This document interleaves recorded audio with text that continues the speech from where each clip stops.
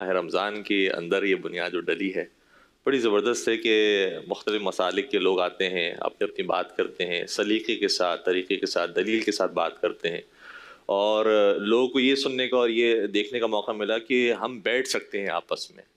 ہم رہ سکتے ہیں آپس میں، ایک دوسرے کی بات سن سکتے ہیں، اور جب بڑے پیمانے پر یہ بات ہوتی ہے تو خود بخود نیچے بھی اس کا فرق آتا ہے، پھر میل ملاپ شروع ہوتا ہے، ایک دوسرے کے یہاں کھانا بھجوانا، کھانا ریسیو کرنا، شادیوں میں شرکت کرنا، یہ ساری چیزیں پھر ہونے شروع ہو جاتی ہے۔ تو وہ ایک بنیاد رکھی ہے انہوں نے ایک اچھے کام کی، اور میں عمومی طور پر بات عرض کروں تو ایسا ہے کہ حضور سرور کائنات حضرت محمد مصطفیٰ صلی اللہ علیہ وآلہ وسلم شاہ فرماتے ہیں کہ من سن سنتا حسنتا فلہ اجرھا واجر من عمل بها الى یوم القیامہ، جو شخص کسی نیک کام کی بنیاد رکھتا ہے تو اسے نیک کام کا بھی ثواب ملتا ہے، اور جو اس پر چلتا رہے گا قیامت تک اس کا بھی اجر و ثواب اسی کی نیک اس کے نام اعمال میں لکھا جائے گا۔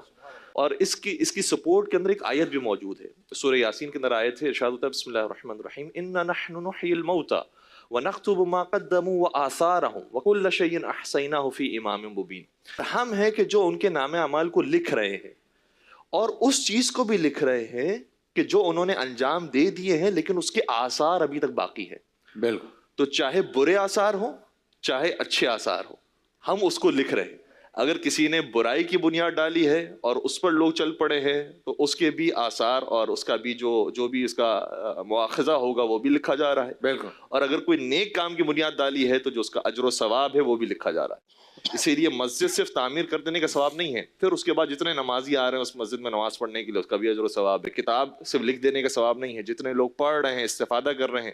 اس کا بھی اجر و ثواب ہے۔ اولاد صالحہ، نیک اولاد اگر انسان نے چھوڑ دی ہے، مر گیا، باپ مر گیا لیکن جب بیٹا صحیح راستے پر چل پڑا ہے تو اس کا اجر و ثواب باپ کے نام اعمال میں لکھا جا رہا ہے۔